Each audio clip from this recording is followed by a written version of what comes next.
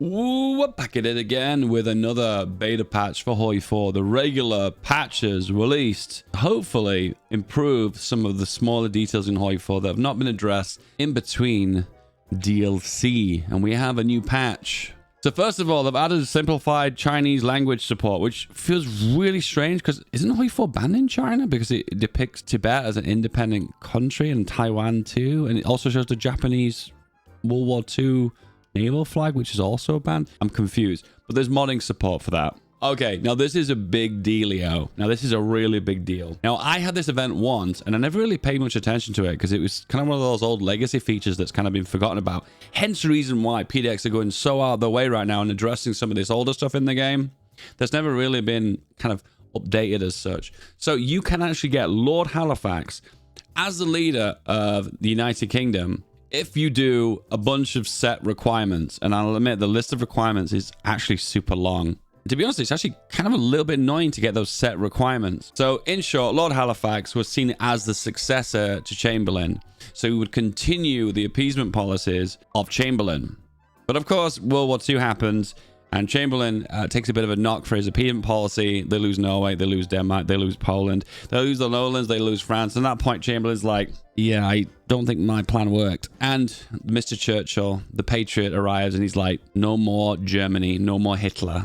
However, if appeasement worked, you get Lord Halifax, which is really particularly interesting because he has a special bonus towards the Raj when forming the Imperial Federation. I don't know the history behind it, but you know who does know the answer to that question? ChatGPT. Let's ask then, what is Lord Halifax's stance on the British Raj? Let's see what the AIs tell us. So he was previously the Viceroy of India between 1925 and 1931, which is outside the timescales of Hoi 4. During his tenure as Viceroy, Lord Halifax instilled policy known as constructive imperialism or partnership in power, which sought to involve Indian leaders in the governance of the country and initiated a series of constitutional reforms known as the Halifax Proposals. These proposals aimed to increase India's representation in the legislative bodies and promote limited self-government within the framework of British rule. However, these reforms fell short of the Indian nationalist demands for complete independence. Yeah, my understanding is the way it works in Hoi 4 is that Lord Halifax kind of wanted the British Raj to be more inclusive with Britain and not give them more independence. So well and truly, we are entering the ahistorical paths of Hearts of Iron 4. Now, you're probably wondering, why am I not reading the patch notes and just explaining what the changes are? Well, I kind of need to explain who Lord Halifax is, how you get him, and how you take advantage of his bonuses. So Chamberlain needs to pass away. So Chamberlain historically passed away in late 1940s. So what you basically got to do is keep his appeasement policy going strong until 1940 to get Lord Halifax as your first choice. Now, you can select Churchill at that point as well. However, Lord Halifax does become an option. Otherwise, if appeasement fails, Churchill will step in and you'll not get the option for Lord Halifax. Now, how do you prevent Winston Churchill from stepping in? Well, you need to follow these requirements, which this event is Chamberlain resigns.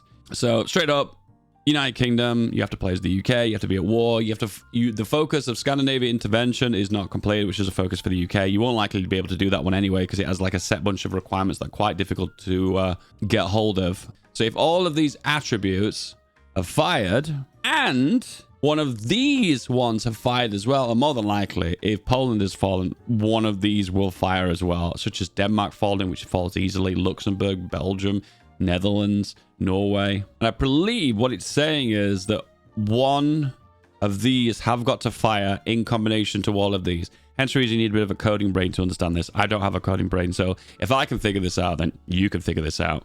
So more than likely, if Poland falls, you're going to end up losing the Netherlands, Belgium, Luxembourg, or Denmark. And then at a bit of a stretch, maybe Norway, maybe France. And more than likely, if you're defending the lowlands, you're eventually going to lose the Netherlands or Belgium. So regardless, the only real way to make appeasement work and to have Chamberlain's strategy succeed is you basically got to hold on to Poland for dear life. You basically got to somehow get your troops into Poland. In short, the only really easy way of doing that is to defend Czechoslovakia and then have Czechoslovakia join a faction with Poland, and you have a little bit more time to get your troops into Poland to defend against the Germans, and then the Soviets will invade as well. Sorry guys, there's a lot to this. So after doing a few test runs, I decided to get the event to fire. And here it is. Chamberlain has passed away. And what is this chaos? So as I said to you, I defended Czechoslovakia. They ended up joining the Allies. We defended them a little bit by giving a bit of air support. This caused a bit of delay. Poland could join the war. I can get some troops through the Baltic Sea to land into Danzig, push out of Prussia, defend the West, but then kind of also defending the East too, because a lot of times the Soviet Union will declare on Poland too. But luckily in this game, that has not happened. And we've reached September 1940, and unfortunately, Chamberlain has passed away. F in the chat, boys. And you now have the option to go with Halifax. And let's look at Halifax's stats. Generate war goal tension limit plus 10%. Interesting. So he's not interested in war, surprisingly. So basically, he's still an appeaser like Chamberlain. You get an extra political power, which is decent. War support minus 5% isn't really a big deal. It's not massive. And then he also has an acceptance for communism. So I guess he's more likely to want to work with the communists to fight against Germany, I presume. Now, you're probably thinking, what was the point in that? You just had to jump through multiple flaming hoops to get some pretty mediocre bonuses. But there's actually a big bonus to him. And the bonus is because he's worked with the British Raj, you can do the Imperial Conference and then the Imperial Federation without doing any of those India events. So normally you'd have to do Indian autonomy, which requires British Raj development before you can do the Imperial Federation and get it accepted. Or alternatively, you can let the Indians go free and they become independent. But who wants to do that, right? More land on more land, bigger borders, bigger fonts, right? So there you go. You can save basically 140 days worth of focuses by getting the Imperial Confederation a little bit earlier. Wow! And that's probably just because his connections to the British Raj. So there you go. It mentions about 2 leader traits, and it reduces the requirements for the British Raj when forming the Imperial Federation. If Lord of Halifax is used to annex the British Raj as part of the Imperial Federation, India will suffer an increased resistance, and they get a lot of resistance. So instead of giving them autonomy, which was kind of his plan when he was viceroy, it basically strips them of all autonomy, and you become a colony again. Well, actually, it's worse than a colony because you don't even have no level of independence. You just completely annexed. Well, regardless, you get some pretty high resistance. It goes up to like plus 50 as well. So it is going to be a little bit rough, but it is what it is. You get the benefit of annexing the Raj at a downside of increased resistance. Fix the non-man-the-gun ships having incorrect space speeds. This is all legacy stuff. But who makes a navy in Hoi 4, right? No one. Increase the biggest speed and agility difference by 1. Increases the maximum effect of these stats on air combat.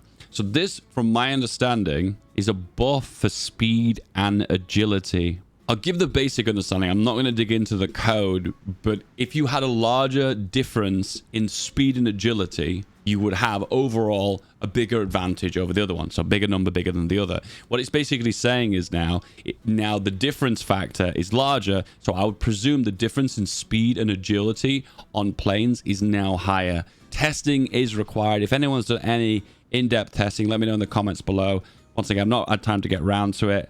Do not really know what kind of impact this has basically had. But I would basically say this would be a buff for more speed and more agility. Available medals are now represented on army screens by divisional commanders. So now, with a strange act of the British landing into Rome whilst defending Poland, man, Halifax is king, man. He's basically got his fingers in all the pies.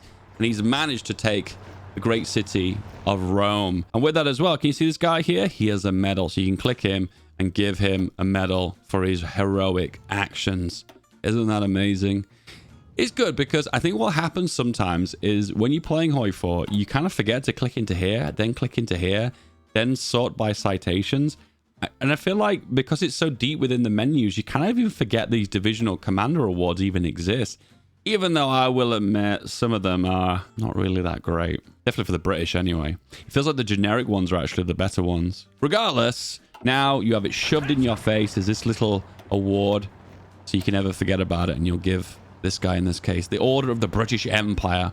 Wow, much prestige, much greatness. There's a bug I made the devs aware that if you go the Democratic Italy path, you are completely blocked from ever sending volunteers to the Spanish Civil War, even though you're allowed to send volunteers to the Spanish Civil War, but the focus denies you from doing it. The focus actually does the opposite of what it says it does. It's something under Spanish Civil War, but they've gone the fascist path, so I can't actually see it. There also was another issue where there was a mafia focus, like side with the mafia for Italy. And I have no idea. Even reading the event files, I was like, what does it even do? If anyone knows what it actually does, and maybe I'm missing something obvious, please let me know. But it says something like it supports the mafia in other countries around the world that have the mafia in them. And it's meant to have a terrain difference. Something like this, like rain, for instance. I don't know. It's a cool concept, but it don't work. Last time I checked, it didn't. Oh, man, this is such a good fix. Oh, thank you, Paradox. Thank you. Fix for the Belgium-Congo. Sometimes flipping to Germany after Belgium capitulates. Yeah, sometimes. I feel like every game I see this. Germany capitulates Belgium, takes out France, and then the Belgium gets handed to Germany. And Germany has an ability to fight in Belgium.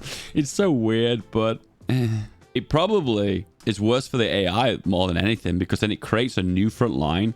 And the AI then will feel the need to defend it, therefore jeopardizing their ability to maybe win the war against France, for instance. One extra note that I think would be great if Paradox addressed it more is now appeasement is a viable strategy. Of course, it's nowhere near as effective as intervention by going down the Churchill path, for instance, this path, you know? So you've got the choices now. You historically go down the appeasement path, which is home defense, or you go down the intervention path, which they're calling it global defense, which is kind of the Churchill path.